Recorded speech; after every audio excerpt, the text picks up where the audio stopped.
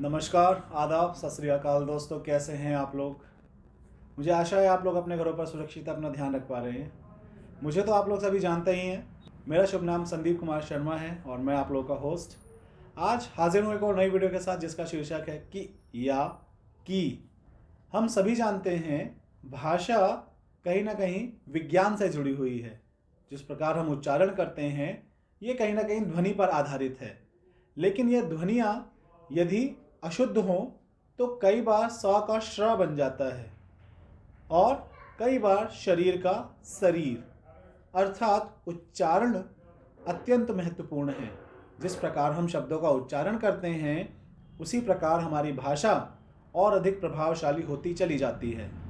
लेकिन आज के समय में जो हमारे छोटे छात्र हैं या बड़े दोस्त हैं, उन सभी को कि या की में अंतर कर पाने में अनेक प्रकार समस्या आती है।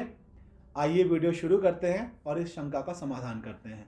सबसे पहले हम जानते हैं कि बड़ी की का प्रयोग कहाँ किया जाता है। बड़ी की का प्रयोग किया जाता है वाक्य के मध्य में, वाक्य के बीच में। जैसा कि आप लोग देख भी पा रहे हैं, जब की किसी वाक्य के मध्य में लगाई जाती है तो वह बड़ी की होती है।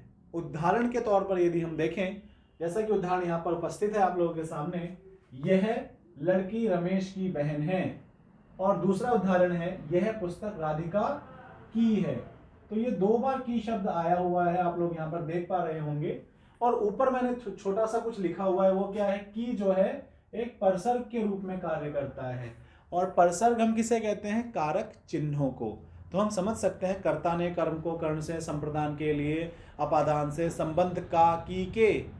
तो यहाँ पर संबंध को दर्शाने के लिए की परसर्ग का प्रयोग किया जाता है। तो बड़ी की जो है वो परसर्ग की भांति, कारक चिन्ह की भांति कार्य करती है।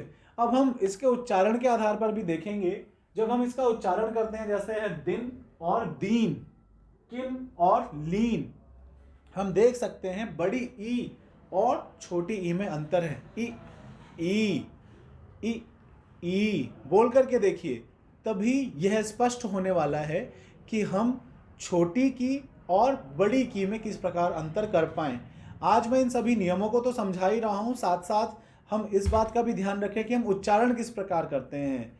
आइए आगे बढ़ते हैं। जैसे मैंने उदाहरण के माध्यम से इसको समझाने की कोशिश की है, दिन के समय दीन सो रहा था।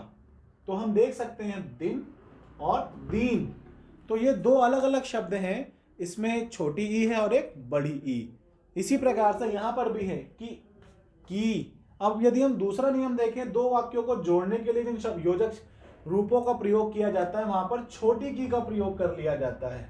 अब योजक हम कहते हैं, योजक किसे कहते हैं, जो दो वाक्यों को जोड़ने का कार्य करता है उसको हम योजक कह देते हैं। यदि हम छोटा सा एग्जाम्पल लें, जैसा कि आप लोग यहां पर भी देख पा रहे हैं, उसने मुझे बताया कि वह विद्यालय नहीं जाएगा। तो यहां पर हम दो वाक्य देख सकते हैं, पहला वाक्य यहां से शुरू हो रहा है और दूसरा वाक्य यहां से। तो यहां पर की जो है दो वाक्यों को जोड़ने का कार्य कर रही है, इसीलिए उसको योजक कह दिया जाता है। अब योजक हम सभी जानते हैं, योजक चिन्ह भी होता है जो दो शब्दों को जोड़ने का कार्य करता है, लेकिन ये चिन्ह नहीं है, ये पूर्ण रूप से शब्द है, इसको इसलिए इसको हम योजक भी पुकार सकते हैं। स्वरों के उच्चारण का विशेष रूप से ध्यान रखें।